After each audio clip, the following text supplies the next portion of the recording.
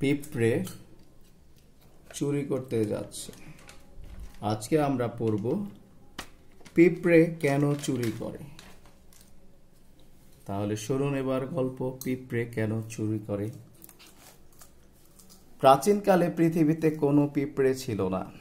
আমরা এখন যেসব পিঁপড়ে দেখি তাদের আদিপুরুষ ছিল এক মানুষ। সে ছিল একজন কৃষক। রাত দিন পরিশ্রম করে সে খেতে ফসল ফলাতো। এই কৃষক কিন্তু ছিল বড় লোভী। নিজের ক্ষেত থেকে সে ফসল পেত, তাতে সন্তুষ্ট হতো না। সে চাইতো আরো ফসল। তাই সুযোগ পেলেই সে প্রতিবেশীদের জমি থেকে ফসল চুরি করে নিয়ে যেত। কৃষকের লোভ দেখে দেবরাজ জিউস খুব রেগে গেলেন। তিনি সেই কৃষককে এক পতঙ্গ বানিয়ে দিলেন। পরে এই পতঙ্গেরই নাম হলো পিপীলিকা।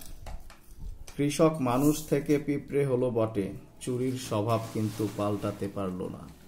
তাই আজ অবধি পিঁপড়েরা একইভাবে অন্যের সংগ্রহ করা শস্যদানা চুরি করে নিজের খাবারের ব্যবস্থা করে।